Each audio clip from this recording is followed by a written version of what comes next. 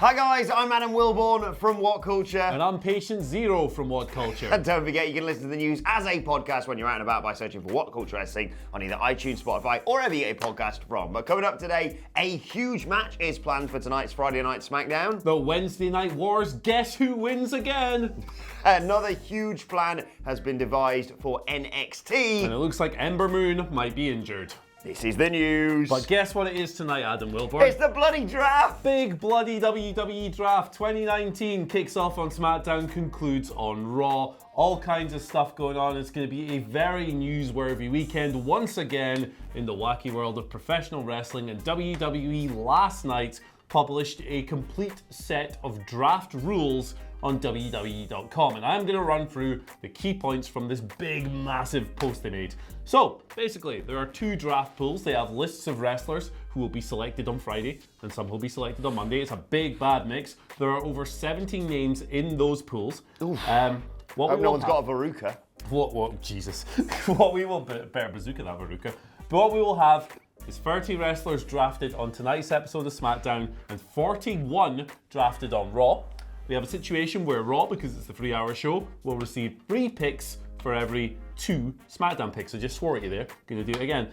Tag teams will count as 1 pick unless otherwise specified. WWE have noted the Fox or USA Network, who are apparently making the selections here, may go, hey, I want Jimmy Uso. Oh, well, we want Jey Uso. Should the Usos are split? They're not. Please don't split the Usos. They're not going to split the Usos up. And undrafted wrestlers will join a free agency pool. And they will be able to sign with a brand of their choosing after the draft. So we're going to have a few leftover people. Might have a Heath Slater situation like a few years ago. That was loads of fun. They might do it again with Heath because he's very entertaining. And also, it's been reported that Stephanie McMahon is going to be the one announcing the picks. So if you don't like Steph the Chef, you're in for a long couple of nights. Either way, what do you reckon of these rules? I hate Stephanie McMahon. But the rules themselves, yeah, that makes sense. I mean, as much as you're like, hang on, that's a bit unfair that SmackDown gets less picks than Raw, but it does make sense because you need more people on Monday Night Raw. And also, they're blatantly going to be like, okay, SmackDown gets Brock Lesnar and Roman Reigns. And Ronda Rousey. And Monday Night Raw, you get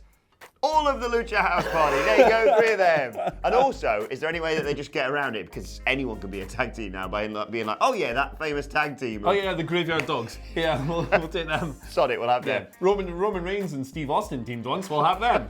They obviously didn't. I'm really, really looking forward to the draft tonight. Yeah, drafts are awesome. But, I mean, they need to do a lot to salvage WWE in my eyes after this bloody week that has literally broken me. Yes, it most certainly has. And, you know, it's a shame that we don't actually have any particularly incendiary topics to set you off today. Indeed. Seth Rollins, so good. He is going to be facing Roman Reigns in the opening match of tonight's SmackDown, of course, as part of that draft. They're going to be representing each brand, of course. Rollins representing Monday Night Bloody Raw, and Roman Reigns representing SmackDown.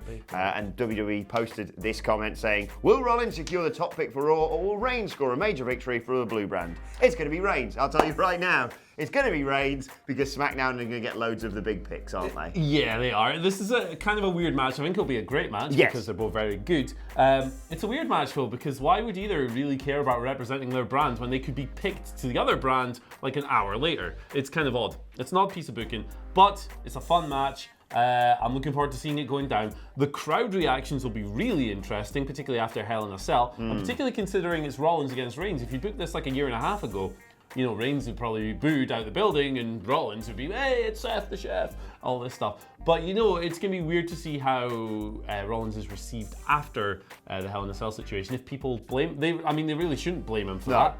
But is he going to become like a Reigns-esque figure? Who knows? Well, they should blame him for his terrible Twitter game. So I reckon Roman will be already one of the most overreactions Roman's going to get, to be perfectly honest, tonight. But like you say, I think it's going to be an absolutely fantastic match. And WWE, if you pull that bollocks that was the time where they just switched Cena around about 4 times, I'm going to reach through the screen and punch you. Yeah, Superman punch through the lens.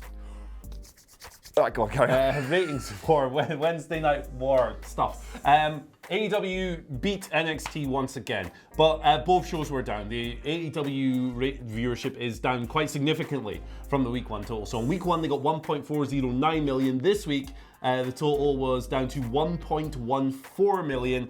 This is split across TNT, which had the bulk of the viewers and a true TV simulcast. So it's a decline. Which was due to the baseball, right? Pass. Okay. But it was a big baseball night, and one of them may have overran, which is why we had the True TV simulcast and all that. NXT was down as well, down 100,000 viewers to 790,000. Dave Meltzer does note on Figure 4 Online that it was a big baseball night. There were some like 9 million viewers tuned into hot MLB action. Never watched baseball, mate. I've been to a game. It was fun. Being there was fun. You just sit there and have a beer. It lasts about 5 hours. You can just chill. It's cool, you know. More of a cricket man, me. Speaking of which, I had a dream last night where I played cricket with The Rock. Carry on. Oh, wow. Drop to catch. Rubbish. But the key numbers, as always, are the 18 to 49 demographic. And again, AEW has absolutely smashed NXT here. 0.46 rating in 18 to 49. NXT just 0.22. So increasingly, AEW is the show that appeals to the younger audience, the audience that WWE are supposedly trying to attract. And once again, the only demographic in which NXT beat AEW was in 50 plus viewers. So WWE once again highlights that they have a young person problem. I also read somewhere about Riho's reaction, about how she really does peak the demographics for AEW. Yes, Meltzer had some thoughts on that.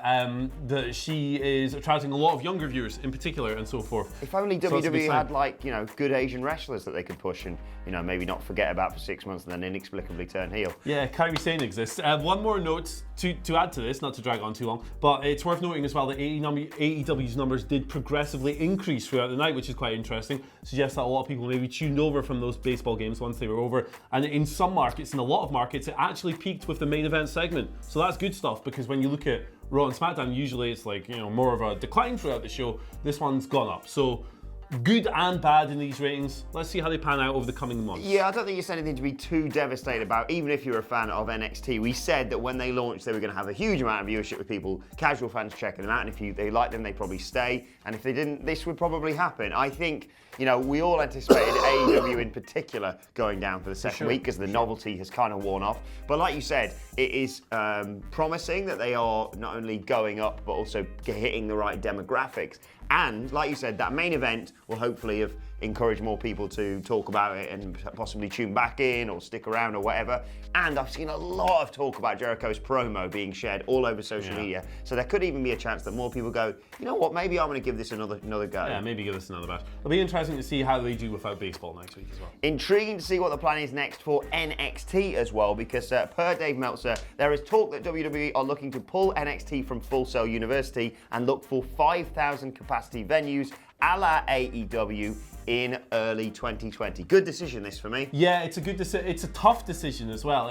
But like, if you sit and watch NXT and AEW and you're a new fan, you know, AEW is running in these 5,000 to 6,000 seater arenas, and it just looks like a major league production compared to NXT, which is held in what a lot of people would look at and go, well, that's just a tiny little room. It's much more, the production's very slick, but it's much more akin to the much maligned bingo halls that people talk about when they talk about, ironically, some of the AEW roster. So they probably do need to get out of there, but at the same time, you're kind of sacrificing the intimate, loud, raucous atmosphere that awesome little venue generates. But you're competing now, you can't look minor league compared to this other promotion, America's second promotion, so you need to do something, don't you? I mean, and I'm glad that they aren't saying, we're just going to look for venues. Like, you have to keep the capacity small because you cannot look like you've overreached yourself and you've got to tarp off loads of sections. I'd rather have a slightly bigger arena and then be like, oh, this is growing and growing and growing, than overreach, try and do like an 8,000 seat arena and then realise that you've got to tape off half of the arena. Speaking of taping off the arena, we've got quite an interesting question regarding AEW's attendance, so we'll get to that. Indeed. Shall we move on? Let's move on. Last story, Ember Moon's crocked, isn't she? Oh, she's hurt such again. a shame. Unfortunate, really unfortunate timing considering earlier this year she was hurt, returned around WrestleMania time. Did she return in the Battle Royal just out of nowhere? I think she did, the WrestleMania. Possibly. Over the top rope thing. That match was just starting as we were just getting into the building, ironically. But she's hurt, basically. She hasn't been on TV since the 23rd of September when she lost to Lacey Evans in like 5 minutes. According to Dave in the Wrestling Observer newsletter, she has suffered either an ankle or an Achilles problem. Don't know which one, don't know the severity of it at the moment, but if it's an Achilles problem, Dave notes that she could be out for up to a year Very, very worrying, bad stuff there. So fingers crossed it's just an ankle problem. Fingers crossed she's back on TV, because 2019 hasn't been a particularly good year for her. She had the Bayley title program, but that didn't really pan out in the way that people had hoped. But she's extremely talented, she's extremely underused, and it would be good to see her doing good things on TV. Yeah, it's a real shame for her to be injured, and there's never a good time to be injured, but right now it's probably the best, because, you know, WWE are so fixated on the 4 horsewomen and the permutations with that. Personally, I think possibly they're going to try and switch Sasha and Bayley over brands, so you can just continue the feuds just with alternate people for Charlotte and Becky to face. So in a way, it's probably best that Ember isn't just knocking around and they're going, oh, I don't know, should we put you in the tag title picture or whatever? And she can come back and really make an impact. But hopefully as well, for Ember personally, when she comes back, she can have a real sort of character renaissance, because, like you said, she was fantastic in NXT. She's kind of lost her way a little bit on the main roster, and this time to go away, hopefully if the injury isn't too severe, can allow her to come back and really make that impact. Because I think she could dive straight into a title picture when she returns. They've just got to figure out the presentation a little bit better than in that Bayley feud, which wasn't quite there. Yeah, freaking out over someone smashing your Switch, or no, she smashed the Switch because they said something. It was Sonya and Mandy. They were being bell ends. Superhero, more like supervillain. Oh.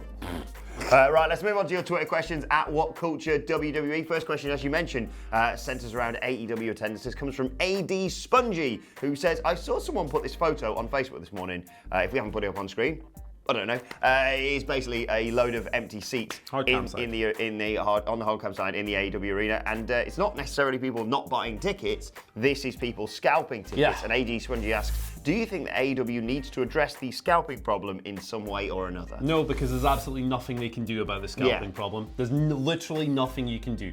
Okay, you could have people checking IDs on the door and stuff so that the person who bought the ticket is the person who gets in, but then you're going to have even less people in the building, because anyone who's bought the ticket on the secondary market will be turned away, and that's even worse. Tony Khan addressed this. And I'm someone who's bought tickets for gigs and stuff like that, and any sort of hassle, I'm like, can't be arsed. I'm really lazy. Exactly. Like, it's just a sad reality. Like, there are going to be empty seats because scalpers bought these things up, then couldn't shift them. They're selling for like $6 or whatever it was. You're going to see these empty seats at shows. It's just what's going to happen. There's nothing you can do about it. It's a sad fact. Tony Khan spoke about this last week. Really, their hands are tied. It's just going to be the case. And, you know, we will come on and show photos like this when there's big empty seats, because that's our job. But, you know, here's hoping that a quality product can maybe up those numbers. It's very different to empty seats compared to WWE. They haven't taped off an area yet. No. And, you know, they're smaller buildings as well. Here's an idea. Just fill the areas that haven't got people sitting in them once the show starts with, like, inflatable dolls, and just call it the Orange Cassidy section. Because, of course, they wouldn't get up or react to anything. They'd just be like... Maybe, like, hooked arms. Like Right, second question today comes through to Mr. and Mrs. Marsham, a son called Dave. Thank you for contributing again. Who says, I'm really sick and tired of talking about Hell in a Cell, but... Dave, what are you doing to me, mate? What are you doing? It's Friday, I was in a good mood. It's happy draft day. And you want me to talk about Hell in a Cell, is it? Okay. Right. I'm really sick and tired of talking about Hell in a Cell, but it could have been saved slightly. No, it couldn't, Dave. Before we get any further, no, it couldn't. No, it could not. But anyway, if the Rollins attack with the sledgehammer was the start of a heel turn so we can have what Rollins desperately needs, Weasel Mode Rollins. Hashtag Hell in a Cell ruined my week. Hell in a Cell ruined my life, Dave. I was happy. I was really happy on like Saturday and Sunday. I was in chipper mood. And then just, anyway, but... disregarding them saving Hell in a Cell, because they can't, because you went to a no contest for the second year running inside Hell in a Cell, right? And then you released that bollock statement, and you also had Seth tweet, and yeah. Dave, man, look what you've done. But look what you've done. We need heel Rollins, don't we? At the end of the day. Yeah, the top face thing hasn't worked. It just hasn't. Like, his promos stink. Like, the character has been turned into this, like, generic catchphrase spitting runt who just goes, survive and prevail, then you bring it down. And he kind of looks like a little wuss when he's constantly trembling in fear at the murder clown and all this stuff. And, you know, he's not the guy. Like Roman before him, it hasn't worked out. WWE's presentation is, you know, part of the problem. You can break that down however you want. I'd like to see him as the Weasel heel. I'd like to see him doing that stupid laugh again, because it was really annoying, and the heels are supposed to be annoying. Also, I'd really like him to just go, right, okay, this is it. Facing the Fiend again, because they're inevitably going to run this back at some point. Right, what's the heel do most of all? Low blow. Low blow's the Fiend, who completely no-sells it. Yeah. because he hasn't got a willy. laughs or something. Fiend's got no bars. Yes. Right, let's move on to Sam Stallan, who sends us off a final question of today, who says, in the draft tonight, who is actually making the picks? As the authority, I haven't been asked. Have you? No, Sam, neither have I. Yeah, no, the WhatsApp group's been suspiciously quiet. Come on, Steph, send me the deets. Sounds like it's going to be Stephanie McMahon presenting the picks on behalf of network people, and there's going to be all kinds of Fox and USA people involved. Colin Jost and Michael Shea are apparently getting back. Oh, it was great the last time they were knocking about, wasn't it? Yeah, that was great, that bloody Battle Royal. So yeah, it sounds like Steph the chef doing it. Steph can't be the chef, Steph is the chef. Sous chef. There you go. Sue Steph. Shoe Steph. Hit her with a shoe, whatever. She's going to be presenting them apparently on behalf of the network. So don't hit me with, oh geez, that's Eva Marie. Wow. Yeah, a lot of people have been talking about the authority figures that are going to be making picks. Just flash it up on screen. Just say so-and-so is drafted to Raw or so-and-so is drafted to SmackDown. You don't need someone saying, I want to pick them, because it also sort of makes people feel a lot worse. Look what you did to her. Right, anyway. She's got no head. Put Eva Marie away. We've got to be very serious, because for today's and finally, you know, we like to have a laugh here at WhatCulture. We like to have a laugh here at WhatCulture, but anyway, if you can just bow your head, we've got to be very serious here. We're going to do a moment's silence here, because as WWE and Fox tweeted tomorrow, or tonight I should say, we say goodbye. We had a fantastic few months. The memories will stay with us forever, indelibly in some ways. But tonight we see the final passing of the wildcard rule. Yes!